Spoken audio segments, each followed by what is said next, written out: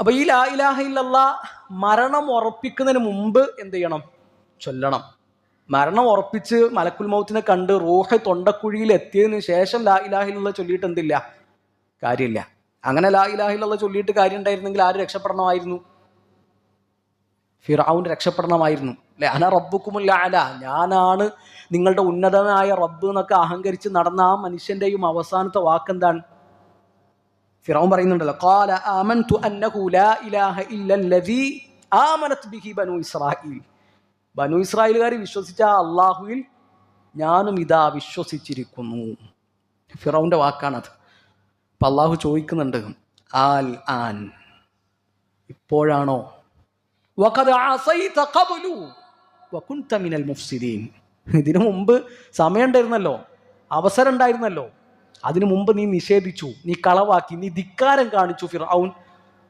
ഇപ്പോഴാണോ നിനക്ക് സമയമായത് എന്നാണ് അള്ളാഹു തിരിച്ചു ചോദിക്കുന്നത്. ഫിറൗന്റെ തൗബ അള്ളാഹു സ്വീകരിച്ചിട്ടില്ല.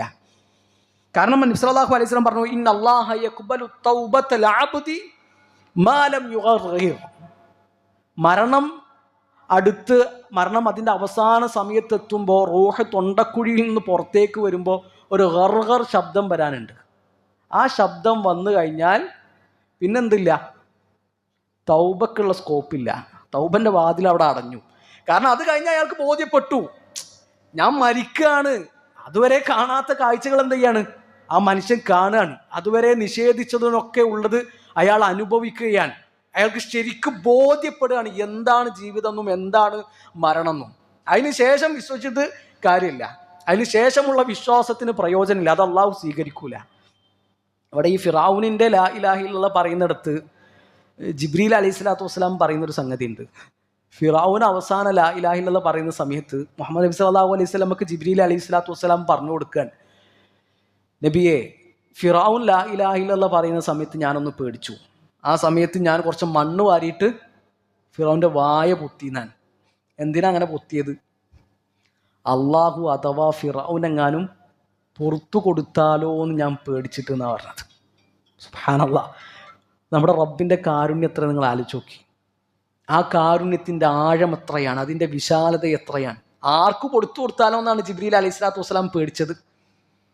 ഫിറഔനെങ്ങാനും അള്ളാഹു പുറത്തു കൊടുത്താലോ എന്ന് പേടിച്ചിട്ട് ഞാൻ ഫിറഔന്റെ വായിൽ മണ്ണ് നിറച്ചു, വായ പൊത്തി എന്നാണ് ജിബ്രീൽ അലൈഹി സ്വലാത്തു വസ്സലാമ പറഞ്ഞത്. അപ്പൊ അവസാനത്തെ വാക്ക് ലാ ഇലാഹ ഇല്ലല്ലാഹ് എന്ന ആവൽ ഏറ്റവും പ്രധാനപ്പെട്ട ഒരു സംഗതിയാണ്.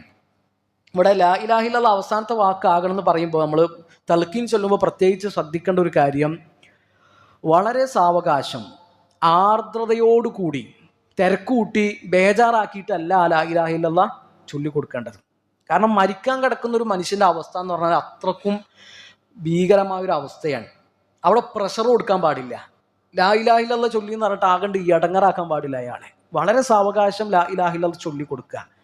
അത് അയാൾ ഒരു തവണ ഏറ്റു ചൊല്ലിയാൽ പിന്നെയും ഇങ്ങനെ ആവർത്തിച്ച് ചൊല്ലിപ്പിക്കേണ്ട കാര്യമില്ല. മൻ കാന ആഖിറു കലാമിഹി ലാ ഇലാഹ ഇല്ലല്ലാഹ്. ഒരാളുടെ അവസാനത്തെ വാക്ക് ലാ ഇലാഹ ഇല്ലല്ലാഹ് ആയാൽ അത് മതി. പിന്നെ മൂപ്പര് വേറൊന്നും സംസാരിച്ചിട്ടില്ല. മരിക്കോളം മൂപ്പര് എന്ത് ചെയ്യേണ്ട ആവശ്യമില്ല. ലാ ഇലാഹ ഇല്ലല്ലാഹ് ചൊല്ലി, ലാ ഇലാഹ ഇല്ലല്ലാഹ് ചൊല്ലി, ലാ ഇലാഹ ഇല്ലല്ലാഹ് ചൊല്ലി എന്ന് പറഞ്ഞ് ഇങ്ങനെ ചൊല്ലിപ്പിക്കേണ്ട ആവശ്യമില്ല. അവസാനം അയാൾ ലാ ഇലാഹ ഇല്ലല്ലാഹ് ചൊല്ലി അവിടെ നിർത്തുക. പിന്നെ അതിൻ്റെ ഇടയിൽ വേറെ എന്തെങ്കിലും സംസാരം ഉണ്ടായി, നിങ്ങൾക്കൊരു ഗ്ലാസ് വെള്ളം തരീന്ന് പറഞ്ഞു. അപ്പോൾ നമ്മളൊരു ഗ്ലാസ് വെള്ളം കൊടുത്തു. അപ്പോൾ ആ വെള്ളം കുടിച്ചു കഴിഞ്ഞാൽ എന്ത് ചെയ്യുക? ഒരു ലാ ഇലാഹ ഇല്ലല്ലാഹ് ചൊല്ലി കൊടുക്കുക. ആ ലാ ഇലാഹ ഇല്ലല്ലാഹ് ചൊല്ലി അവിടെ നിർത്തിയാൽ മതി. അല്ലെങ്കിൽ അതിൻ്റെ ഇടയിൽ മൂപ്പര് പറഞ്ഞു, എനിക്ക് എൻ്റെ മക്കളോടൊന്ന് സംസാരിക്കണം, അല്ലെങ്കിൽ എൻ്റെ ചങ്ങായി ഉണ്ട് ഓനോടൊന്ന് സംസാരിക്കണം. അപ്പോൾ ഓനോട് സംസാരിച്ചു. അത് കഴിഞ്ഞാൽ ഒരു ലാ ഇലാഹ ഇല്ലല്ലാഹ് ചൊല്ലി കൊടുക്കുക. അതല്ലാതെ ഇങ്ങനെ പ്രഷർ കൊടുത്താൽ ആ മരിക്കാൻ കിടക്കുന്ന ആളുടെ അവസ്ഥ എന്താണെന്ന് നമുക്ക് എപ്പോഴേ മനസ്സിലാവുള്ളൂ? നമ്മൾ മരിക്കാൻ കിടക്കുമ്പോഴേ മനസ്സിലാവുള്ളൂ.